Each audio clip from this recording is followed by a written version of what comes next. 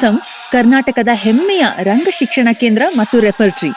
1980ರಿಂದ ರಂಗಭೂಮಿಯಲ್ಲಿ ತಮ್ಮನ್ನ ತಾವು ಗಂಭೀರವಾಗಿ ತೊಡಗಿಸಿಕೊಳ್ಳೋರಿಗೆ ಕಾರ್ಯಕ್ಷೇತ್ರವಾಗಿ, ಚಿಂತನೆ ಮತ್ತೆ ಕ್ರಿಯಾಶೀಲತೆಗೆ ವೇದಿಕೆಯಾಗಿ, ದೇಶದ ಹೊರಗೂ ತನ್ನ ವೈಶಿಷ್ಟ್ಯತೆಗೆ ಹೆಸರು ಮಾಡಿರುವಂತಹ ಸಂಸ್ಥೆ. ನೀನಾಸಂ ಶುರುವಾಗಿದ್ದು 49ನೇ ಇಸ್ವಿ. ಆವಾಗ ಇದು ಹಳ್ಳಿಯ ಒಂದು ಸಣ್ಣ ನಾಟಕ ತಂಡ ಆಗಿ ಶುರುವಾಯಿತು. ಸುಬ್ಬಣ್ಣ ಎಲ್ಲರನ್ನೂ ಒಂದೇ ತರ ನೋಡ್ತಿದ್ದವ. ಅವರ ಪ್ರತಿಭೆ ತುಂಬಾ ದೊಡ್ಡದು. ಸುಬ್ಬಣ್ಣ ಅಂದ್ರೆ ಒಂದು ದೊಡ್ಡ ಸಂಘಟನೆ. ಈ ಹೊಸ ಮತ್ತು ಹಳೆಯ ಎರಡೂ ಜಗತ್ತುಗಳಲ್ಲಿ ಎರಡನ್ನು ಒಟ್ಟಿಗೆ ಇಟ್ಕೊಂಡು ಬದುಕಬೇಕು ಅಂತ ಅನ್ನೋದು ಒಂದು ರೀತಿಯಲ್ಲಿ ಅವನ ಫಿಲಾಸಫಿ ಆಗಿತ್ತು ಅಂತ ನನಗೆ ಅನ್ಸುತ್ತೆ. ನಾನು ಒಬ್ಬನೇ ಬದುಕೋದಲ್ಲ, ಇಲ್ಲಿ ಅನೇಕರ ಜೊತೆಗೆ ನಾನು ಬದುಕ್ತಾ ಇರ್ಬೇಕಾಗುತ್ತೆ. ಸೊ ಅವ್ರ ಜೊತೆಗೆ ಹೊಂದಾಣಿಕೆ ಮಾಡ್ಕೊಂಡು ಬದುಕೋದಿದೆಯಲ್ಲ, ಇದಕ್ಕೆ ಇದು ಎಷ್ಟು ಅಗತ್ಯ. ಇನ್ನು ಇಲ್ಲದೆ ಹೋದಂತಹ ಯಾವ ಪಾಂಡಿತ್ಯವೂ ನನಗೆ ಅಗತ್ಯ ಇಲ್ಲ ಅಂತ.